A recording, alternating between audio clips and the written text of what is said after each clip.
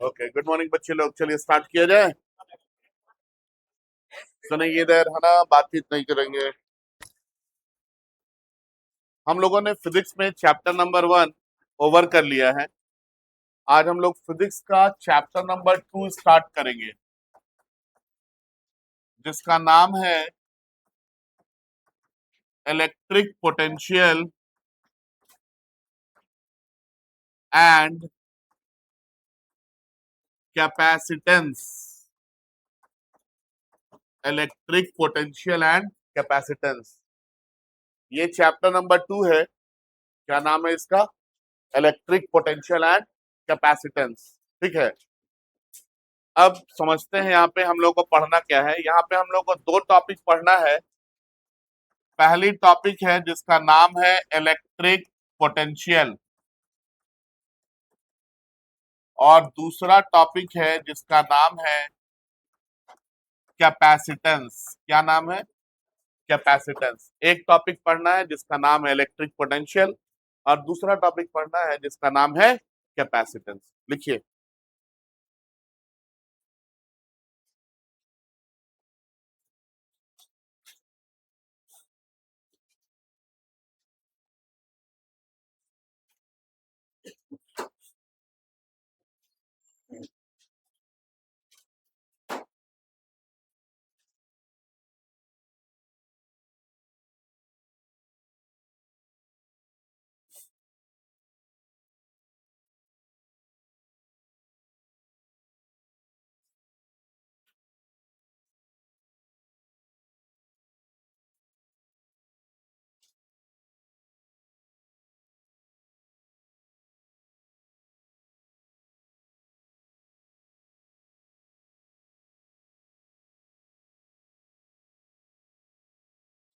हो गया? तो हम लोग पहला टॉपिक स्टार्ट करेंगे जिसका नाम क्या है?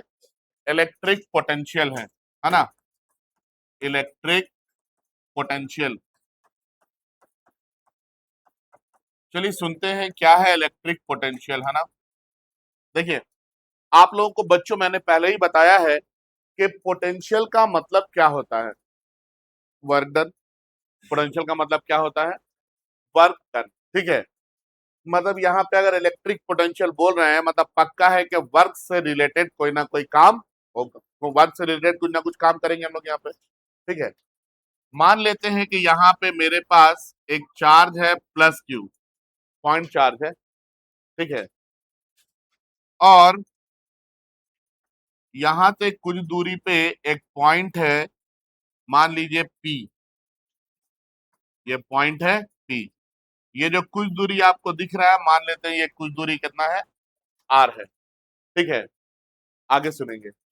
यहाँ पे कहीं पे है इंफिनिटी। ठीक है, इंफिनिटी मतलब तो समझते ही है, बहुत दूर। ठीक है, अब देखिए ये चार्ज है तो ये इलेक्ट्रिक फील्ड बनाएगा, बनाएगा ना। यहाँ पे कहीं पे इंफिनिटी है, और इंफिनिटी पे एक यूनिट पॉजिटिव चार्ज रखा हुआ है। कितना चार्ज रखा हुआ है? यूनिट पॉजिटिव चार्ज रखा हुआ है। हमको इस यूनिट पॉजिटिव चार्ज को इंफिनिटी से उठा करके किसी पॉइंट पी पर लाके रखना है इलेक्ट्रिक फील्ड में, और बिना एक्सेलरेशन के। क्या बोले हम? उससे पहले कुछ नहीं बोले। हम बोले कि यूनिट पॉजिटिव चार्ज को कहां से उठाना है? इंफिनिटी से उठाना है, और कहां लाके रखना है? पॉइंट पी पे। कैसे? बिना एक्सेलरेशन के। तो जब आप इसको यहां से यहां लाके रखेंगे ना, तो इसके लिए आपको कुछ वर्क करना पड़ेगा, और यही वर्क यहाँ पे क्या कहलाता है? इलेक्ट्रिक पोटेंशियल कहलाता है। क्या कहलाता है? Electric potential. जब हम आपको बोले कि बाबू बिना एक्सेलरेशन के, इसका मतलब एक्सेलरेशन का वैल्यू कितना है? और अगर एक्सेलरेशन 0 है तो आपको पता है कि नेट फोर्स क्या होता है? एम ए होता है। मतलब कि नेट फोर्स कितना हो जाएगा? एम इंटू 0, मतलब नेट फोर्स का वैल्यू कितना होगा? 0। मतलब इस यूनिट पॉजिटिव चार्ज पे जो नेट फोर्स लगेगा वो कितना होगा? 0। याद रहेगा? हाँ या ना? क्या बोले, फिर से बोलिए एक बार। किसी यूनिट पॉजिटिव चार्ज को इंफिनिटी से उठा करके किसी पॉइंट पे लाके रखना है इलेक्ट्रिक फील्ड में, बिना एक्सेलरेशन के। तो इसको यहां से यहां लाके रखने में कुछ वर्क करना पड़ेगा, इसी वर्क को हम लोग क्या बोलेंगे, इलेक्ट्रिक पोटेंशियल बोलेंगे। क्लियर है? लिखेंगे electric potential, electric potential, electric potential लिखेंगे इसमें। The amount of work done, the amount of work done, the amount of work done, the amount of work done to carry, to carry, to carry a unit positive charge, to carry a unit positive charge, to carry a unit positive charge from infinity, from infinity, from infinity to a point, to a point in electric field, from infinity to a point in electric field without acceleration, from infinity to a point in electric field without acceleration, without acceleration is known as, is known as electric potential, is known as electric potential। क्या बोलेंगे हम लोग इसको, electric potential बोलेंगे। Clear है ना? आगे बढ़े, नेक्स्ट हेडिंग में डालेंगे एक्सप्रेशन फॉर,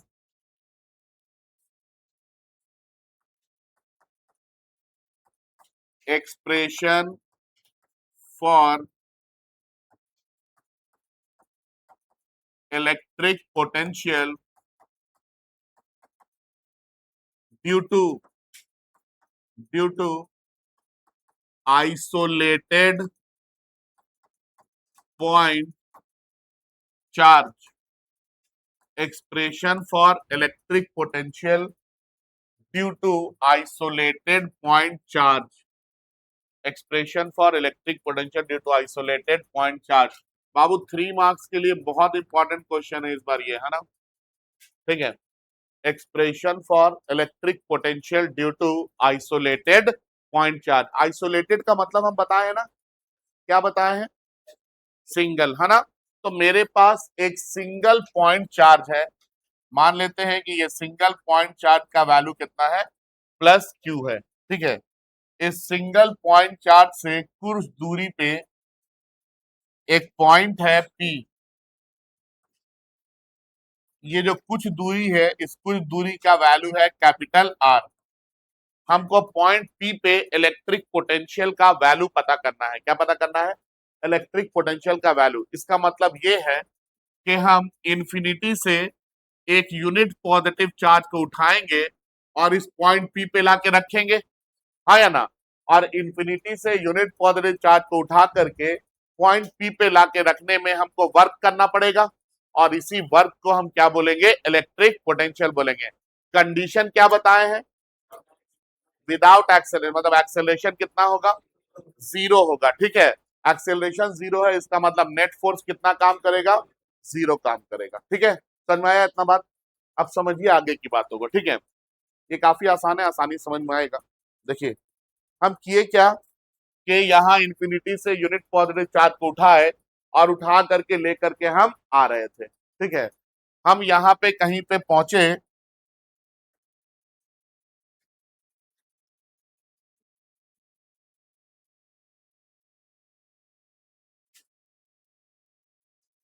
हम किसी पॉइंट एम पे पहुंचे, तो यहाँ पे यूनिट पॉजिटिव चार्ज भी पहुंचा, हाँ या ना? ये पॉजिटिव और ये पॉजिटिव, पॉजिटिव पॉजिटिव में क्या होगा, और यूनिट पॉजिटिव चार्ज पे जो फोर्स लगता है इसको क्या बोलेंगे हम लोग, इलेक्ट्रिक फील्ड बोलेंगे, हाँ या ना? तो यहाँ पॉइंट एम पे जो इलेक्ट्रिक फील्ड है इसका वैल्यू कितना है, ई है, मान लेते हैं। पॉइंट एम पे जो इलेक्ट्रिक फील्ड है ये कितना है, ई है। ये जो फील्ड है मतलब ये फोर्स लग रहा ना इसके ऊपर, ये फोर्स लगा कौन रहा है, प्लस क्यू चार्ज। मान लेते हैं कि पॉइंट एम की जो दूरी है ये कितनी है बच्चों, स्मॉल आर है। ठीक है, अब हुआ क्या कि हम इसको इंफिनिटी से उठा करके लेकर के आए और हम पॉइंट एम पे पहुंचे, ठीक है। पॉइंट एम पे हम पहुंचे तो हमको याद आया कि अरे हमको इंफिनिटी से लेकर के पॉइंट पी तक जाने का वर्क डन कैलकुलेट करना था, और हम इंफिनिटी से एम तक आ गए हैं, लेकिन हमने अपना वर्क डन मेजर नहीं किया है, कैलकुलेट नहीं किए हैं। समझ में आ रहा है मेरा बात क्या बोल रहे हैं? तो हम यहाँ पे टेंशन में बैठे हुए थे, ठीक है। अब जब हम टेंशन में बैठे हुए थे तो आप में से कोई एक बच्चा पास हुआ, बोला अरे जिहाद सर क्या बात है, जमीन में पड़े हुए हैं क्यों? तो हम बोले कि बाबू ऐसा है कि इंफिनिटी से यूनिट पॉजिटिव चार्ज को लेके आ रहे थे, पॉइंट पी तक जाना था, हमको वर्क डन कैलकुलेट करना था, लेकिन हम इंफिनिटी से एम तक आ गए, लेकिन मैंने वर्क डन कैलकुलेट नहीं किया। तो हम बोले कि अब हमको लगता है कि फिर इंफिनिटी जाना पड़ेगा और पॉइंट पी पे आना पड़ेगा ताकि वर्क डन कैलकुलेट हो जाए। तो आप बोले कि सर ऐसा है कि आप यहीं पे बैठे रहिए, हम लोग साइंस की दुनिया के लोग हैं, हम लोग यहाँ पे बैठे बैठे इंफिनिटी से लेके पॉइंट पी तक का वर्क डन कैलकुलेट कर सकते हैं। तो हम बोले कि ऐसा हो सकता है? तो आप बोले हाँ हो सकता है। तो हम बोले कैसे? तो आप लोग बोले ऐसे। आप समझिए कैसे, ठीक है, समझेंगे बात। इधर मैंने आपको बोला कि इसके ऊपर नेट फोर्स कितना लगेगा? 0। यूनिट पॉजिटिव चार्ज पे नेट फोर्स कितना लगेगा? एक फोर्स लग रहा है जो कितना है? ई। कौन लगा रहा है? तो एक और फोर्स लगाना होगा, कितना? कितना? माइनस क्यू लगाना होगा, हाँ या ना? किधर लगेगा माइनस क्यू? इसके ऑपोजिट डायरेक्शन में लगेगा। माइनस ई इधर हम लगाएंगे, ये माइनस ई फोर्स लगाएंगे तभी ना नेट फोर्स 0 होगा बाबू, हाँ या ना? अब ये नेट फोर्स 0 करने के लिए हमने यहाँ पे कितना फोर्स लगा दिया? माइनस ई। अब नेट फोर्स क्या हो गया? 0। अब एक बात समझिए आप लोग, आपको पता है इलेक्ट्रिक फील्ड का फॉर्मूला होता है के क्यू बाई आर स्क्वायर, यही होता है। मतलब इलेक्ट्रिक फील्ड और डिस्टेंस में कैसा रिलेशन है? Inversely proportional to R square है। मतलब ये हो गया कि जैसे जैसे ये डिस्टेंस चेंज होता जाएगा, ये ई का वैल्यू भी लगातार चेंज होता जाएगा। मतलब आप जो फोर्स लगा रहे होंगे, ये फोर्स लगातार चेंज होता जाएगा, हाँ या ना? मतलब यहाँ पे फोर्स कैसा है? कैसा? नॉन इफ वेरिएबल फोर्स है। फोर्स कैसा है? वेरिएबल फोर्स है। फोर्स का वैल्यू लगातार चेंज हो रहा है, क्यों? क्योंकि डिस्टेंस का वैल्यू चेंज हो रहा है, और यहाँ पे डिस्टेंस जो है, ये फोर्स जो है, ये डिस्टेंस के ऊपर डिपेंड करता है। समझ में आ रहा है, हाँ या ना? तो अब क्या हुआ ना कि यहाँ पे फोर्स वेरिएबल हो गया, और याद रखेंगे जब भी फोर्स वेरिएबल होगा तो वर्क डन निकालने के लिए हम दो मेथड इस्तेमाल करते हैं। एक को हम बोलते हैं ग्राफिकल मेथड, और दूसरे को बोलते हैं मेथड ऑफ इंटीग्रेशन। क्या बोलते हैं? Method of integration. तो यहाँ पे ग्राफ तो बनाएंगे नहीं, तो हम लोग कौन से मेथड से वर्क डन कैलकुलेट करेंगे? इंटीग्रेशन से। और इंटीग्रेशन करता क्या है? छोटी चीज को बड़ा करता है। तो अब आपने बोला कि सर आप यहाँ पे बैठे बैठे इस यूनिट पॉजिटिव चार्ज को थोड़ा सा मूव कर दीजिए, और थोड़ा सा मूव करने का आप वर्क डन निकाल लीजिए। जैसे आप इसको थोड़ा सा मूव करने का वर्क डन निकालेंगे, वैसे ही हम उसको इंटीग्रेट करेंगे और इंफिनिटी से लेके कैपिटल आर तक आने का वर्क डन कैलकुलेट कर लेंगे। हम बोले हाँ ये तो सही बात बोल रहे हैं आप। तो आपने बोला कि आप इसको यहां से यहां डी आर डिस्प्लेसमेंट कर दीजिए, और मान लीजिए कि इस dr डिस्प्लेसमेंट में आपने वर्क कितना किया है? dv अमाउंट ऑफ वर्क किया है। अगर हम ये dr डिस्प्लेसमेंट का वर्क डन निकाल ले तो हम इंफिनिटी से लेकर के कैपिटल आर डिस्टेंस का भी वर्क डन कैलकुलेट कर सकते हैं। क्लियर है यहां तक? जो बात बोले समझ में आया? कहानी जो सुनाई क्लियर है? याद रहेगा ना? चलिए सुनेंगे अभी तक। क्यू क्या है? Amount of source charge, amount of source charge. E क्या है? इलेक्ट्रिक फील्ड है। क्या है? इलेक्ट्रिक फील्ड एट डिस्टेंस कितना? Small R. फ्रॉम कहां से? फ्रॉम चार्ज प्लस क्यू, हाँ या ना? डीवी क्या है बाबू? DV small amount of work done, small amount of work done to displace, to displace unit positive charge by कितना? D R. कोई दिक्कत नहीं यहां तक? समझ में आया यहां तक बात? आगे बढ़े, आगे सुनेंगे। हम लोग जानते हैं, वी नो दैट, क्या जानते हैं, वर्क डन क्या होता है, एफ डॉट एस के बराबर होता है। फोर्स डॉट डिस्प्लेसमेंट हमको क्या देता है, वर्क डन देता है ना। फोर्स और डिस्प्लेसमेंट का डॉट प्रोडक्ट हमको क्या देता है, वर्क डन। यहाँ पे आपने वर्क कितना किया है बच्चों, डीवी। आपने फोर्स कितना लगाया है, आपने फोर्स कितना लगाया है, यहां देख के बताइए, माइनस ई, क्योंकि ये वाला ई तो ये लगाया है ना, प्लस क्यू चार्ज, तो आपने कितना फोर्स लगाया है, तो फोर्स की जगह क्या लिखेंगे, माइनस ई। और डीवी वर्क के लिए आपने डिस्प्लेसमेंट कितना किया है, डी आर, तो E minus of E dot D R. इसको आप और क्या लिख सकते हैं, DV is equal to minus of E D R into cos theta. क्या आप बता सकते हैं कि यहाँ पे थीटा का वैल्यू कितना होगा, माइनस ई और डी आर के बीच में कितना एंगल बन रहा होगा, एंगल देखना है आपको किसके किसके बीच का, माइनस ई और डी आर के बीच का। चलिए बताइए कितना, 180। कैसे 180 बाबू, अब बताइए माइनस ई किधर काम कर रहा है, इधर काम कर रहा है, डिस्प्लेसमेंट किधर हो रहा है, इधर ही हो रहा है ना। तो जब दोनों का डायरेक्शन सेम है तो सेम डायरेक्शन वाले को 180 बोलते हैं। कितना बोलते हैं, जीरो ना यार, हाँ या ना। तो किसका किसका, माइनस ई भी इधर काम कर रहा है, डिस्प्लेसमेंट भी इधर ही हो रहा है, तो वर्ग यहाँ पे आपको एंगल कितना मिल गया, जीरो। तो थीटा का वैल्यू यहाँ पे कितना आ गया, जीरो। तो डीवी इक्वल टू कितना आ जाएगा, माइनस ई D R into cos zero. और कॉस जीरो का कितना होता है बाबू वैल्यू, तो ये 1 होता है। तो आपने लिख दिया D V equal to minus of E into D R. इसको बोल दी इक्वेशन नंबर 1। कोई दिक्कत यहां तक नहीं, आगे बढ़े। वी नो दैट, हम लोग जानते हैं,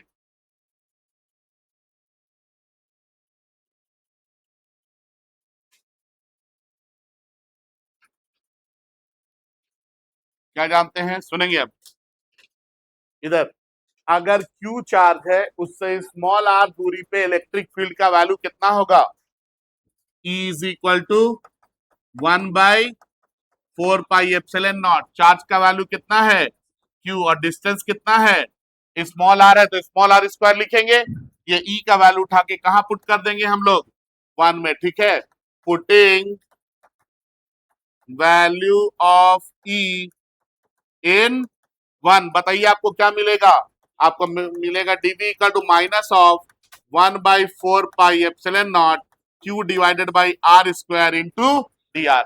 अब देखिए इधर देखेंगे, ये आपने छोटा सा वर्क निकाला है कितने डिस्प्लेसमेंट के लिए, डी आर डिस्प्लेसमेंट के लिए, हाँ या ना।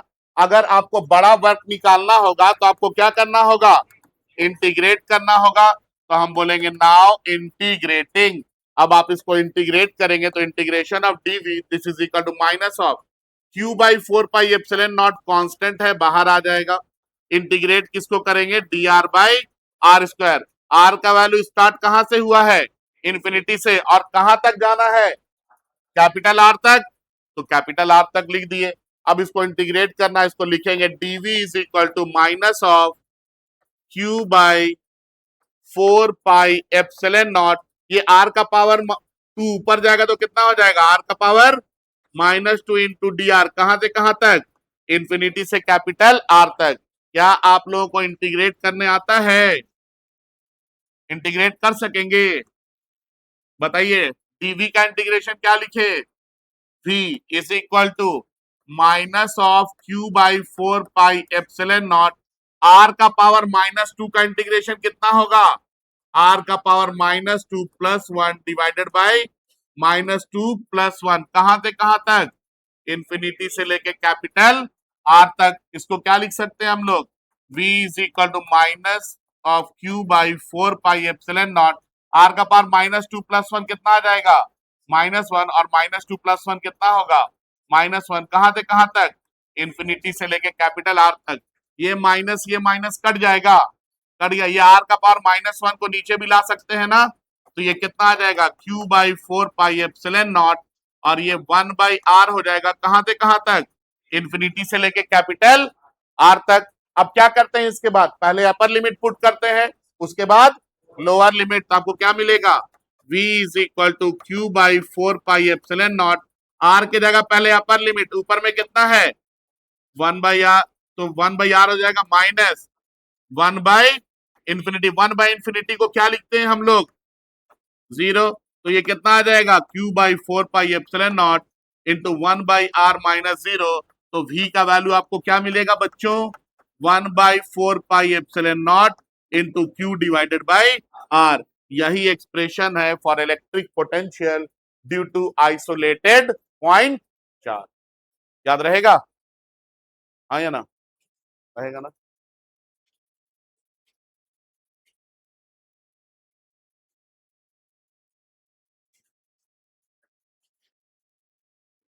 इसके बाद आगे सुनेंगे। अगर हम आपसे पूछे कि बताइए, तो इधर देखिए, इधर ये इलेक्ट्रिक पोटेंशियल क्या क्या चीज पे डिपेंड कर रहा है।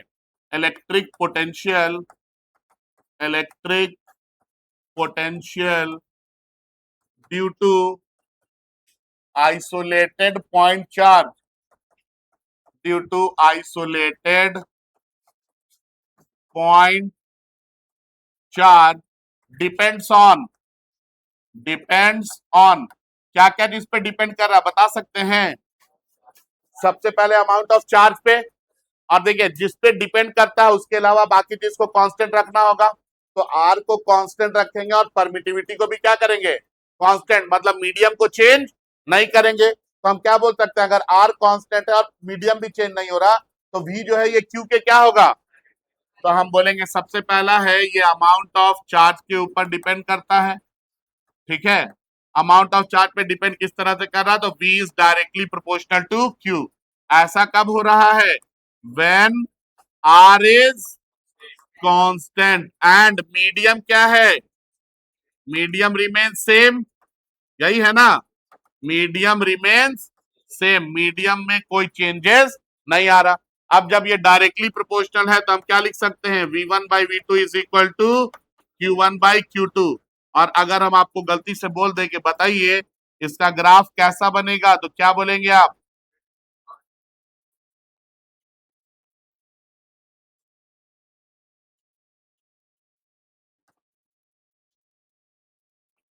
इधर V है और इधर R है, सॉरी Q है ना, इधर V है और इधर क्या है Q है, ठीक है।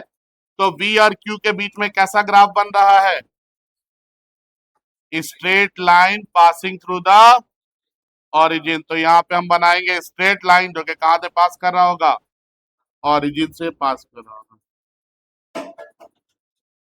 ठीक है। ये V is directly proportional to Q का ग्राफ हो गया। इसके बाद इधर बातचीत नहीं, दूसरा ये किस पे डिपेंड कर रहा है, दूसरा ये डिस्टेंस पे डिपेंड कर रहा है, हाँ या ना। तो जब डिस्टेंस पे डिपेंड करेगा तो चार्ज को भी कांस्टेंट रहना होगा और मीडियम को भी। तो हम लोग क्या बोलेंगे, डिस्टेंस ऑफ द पॉइंट, दूसरा किस पे डिपेंड कर रहा है, distance of the point from, from source charge. बताइए क्या हो जाएगा, V is inversely proportional to R, यही लिखेंगे ना। अगर V is inversely proportional to R है तो ये कब पॉसिबल है, when Q is constant and medium remains same, medium remains same, ठीक है। बताइए क्या आ जाएगा इसका, V1/V2 is equal to R2/R1। इसका ग्राफ बनाएंगे कैसा बनेगा,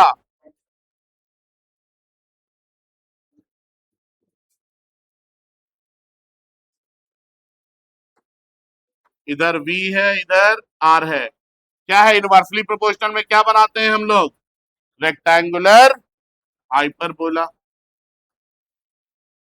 यही है ना। इसके बाद तीसरे नंबर पे बताइए, तीसरा किस पे डिपेंड कर रहा है, मीडियम की परमिटिविटी पे, हाँ या ना। तो तीसरा ये डिपेंड कर रहा है परमिटिविटी ऑफ मीडियम के ऊपर, यही है ना, परमिटिविटी ऑफ मीडियम के ऊपर। जितने लोग बतिया रहे हैं उठा के भगा देंगे सबको, अभी क्लास में कौन खड़ा नजर नहीं आ रहा है क्या आप लोग को,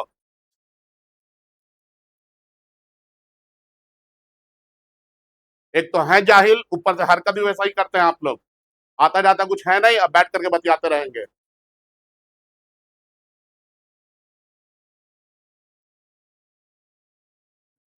जो लाइव क्लास चल रहा बंद कर देंगे लाइव क्लास को, देखते रहिए घर में जाकर के बैठ के वीडियो।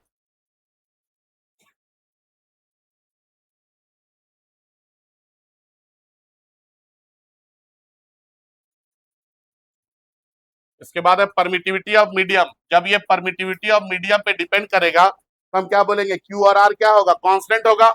ये सिर्फ परमिटिविटी के ऊपर डिपेंड करेगा, हाँ या ना। तो हम बोलेंगे कि वी जो है, V is inversely proportional to permittivity. ऐसा कब होगा, when Q and R is constant. ठीक है, तो हम लोग क्या लिखेंगे इसको, V1/V2 इज इक्वल टू ε2/ε1। इसका ग्राफ बनाएंगे, कैसा बनेगा, इसका भी इनवर्सली प्रोपोर्शनल है तो सेम बनेगा, हाँ या ना। इधर हम लोग V को ले लेंगे और इधर एप्सिलॉन को ले लेंगे, और इसका ग्राफ बनाएंगे तो कैसा बनेगा, इनवर्सली प्रोपोर्शनल का जो बनता है रेक्टेंगुलर। ठीक है, समझ में आया बात, कॉपी कीजिए।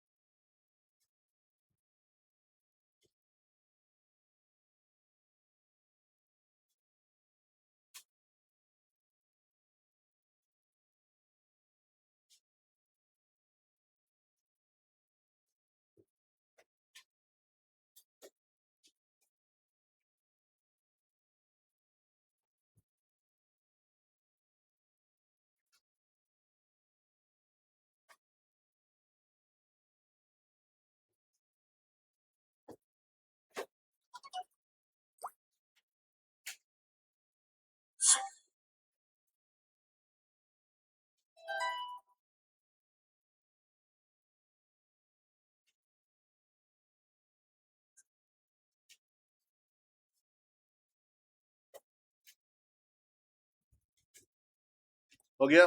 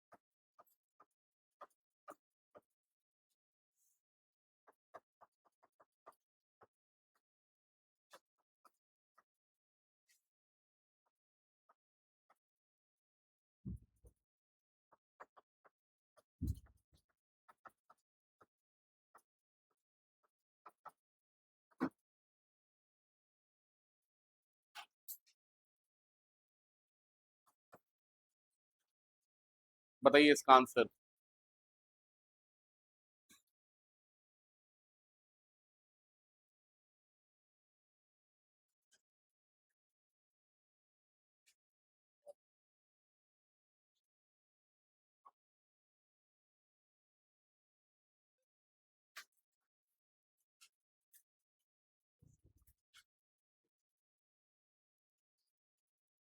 बोलिए क्या है आंसर।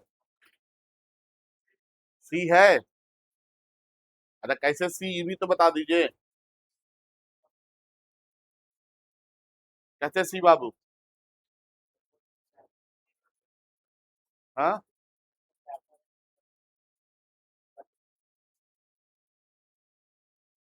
चलो ये डिस्टेंस भी देते हैं, आर आर आर। अब बताइए।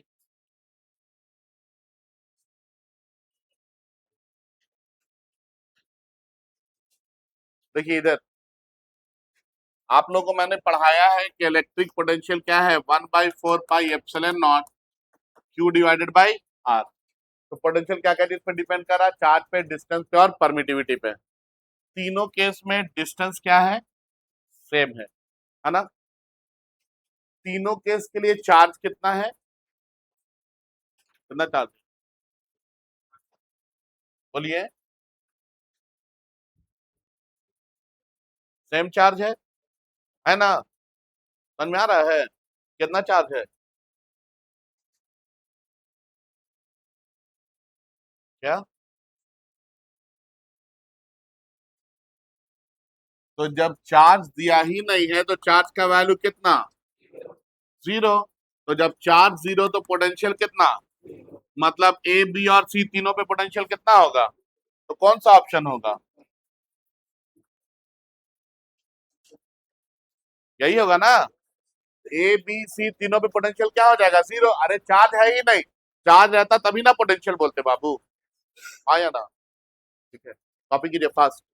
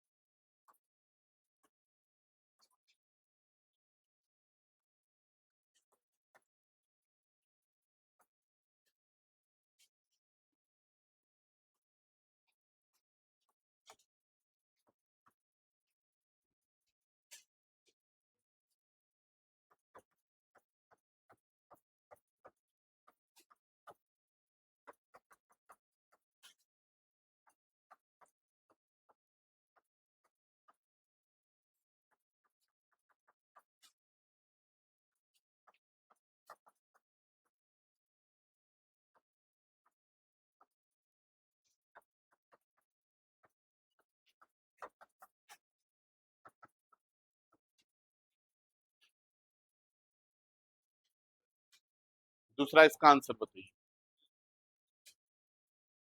कौन सा, डी, श्योर। हाँ इसका डी होगा, क्यों, क्योंकि ए बी और सी तीनों के लिए चार्ज सेम है, क्यू, और तीनों के लिए डिस्टेंस भी क्या है, सेम है। जहां रखा है मीडियम भी चेंज नहीं हो रहा है, मतलब ए बी और सी तीनों पे पोटेंशियल का वैल्यू क्या हो जाएगा, सेम हो जाएगा, याद रहेगा। अब समझिए बात को, है ना, देखिए इधर एक पॉइंट चार्ज है, इससे आर डिस्टेंस इधर गए, मान लीजिए चार्ज का वैल्यू क्यू है, आर डिस्टेंस इधर गए, तो पोटेंशियल कितना होगा, 1/4 pi epsilon naught Q by R, जो फॉर्मूला बताया, हाँ या ना। आर डिस्टेंस इधर जाएंगे तब कितना होगा पोटेंशियल, सेम रहेगा, 1/4 pi epsilon naught Q by R. R distance नीचे जाएंगे कितना होगा पोटेंशियल, सेम। अब आर डिस्टेंस पे कहीं भी चले जाए, हर जगह पोटेंशियल का वैल्यू क्या मिलेगा, सेम। इन सारे पॉइंट को अगर हम टच कर दे तो क्या शेप बनेगा, स्फीयर बन जाएगा, हाँ या ना। तो हम बोलते हैं कि आइसोलेटेड पॉइंट चार्ज के लिए, किसके लिए, आइसोलेटेड मतलब सिंगल पॉइंट चार्ज के लिए इलेक्ट्रिक पोटेंशियल जो है ये स्फेरिकल सिमेट्री को फॉलो करता है, किसको, स्फीयर बन जा रहा है ना, स्फीयर सिमेट्री को फॉलो करता है, मतलब इक्वल दूरी पे हर जगह पोटेंशियल का वैल्यू क्या होगा, सेम होगा, याद रहेगा। स्फेरिकल सिमेट्री बताए थे ना, जहां पे हर जगह वैल्यू क्या रहे, सेम। लिखेंगे रिमार्क 1, क्वेश्चन कॉपी कीजिए जल्दी।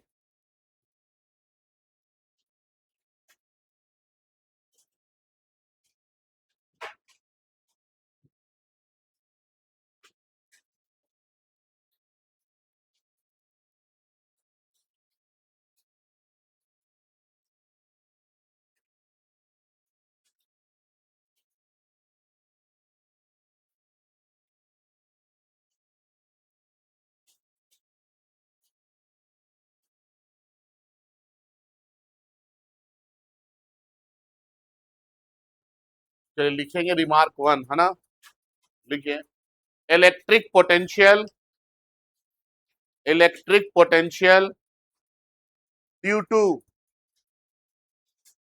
Electric potential due to isolated point charge, due to isolated point charge follows, due to isolated point charge follows spherical symmetry, follows spherical symmetry, follows spherical symmetry, spherical symmetry, Electric potential due to isolated point charge follows a spherical symmetry. Follows spherical symmetry. That is at equal distance. That is at equal distance. That is at equal distance from the source charge. That is at equal distance from the source charge. Electric potential will be equal. That is at equal distance from the source charge. Electric potential will be equal. That is at equal distance from the source charge. Electric potential will be equal. ठीक है, चलिए आज का class यहाँ पर हम लोग करेंगे समाप्त. Thank you, that's all for today.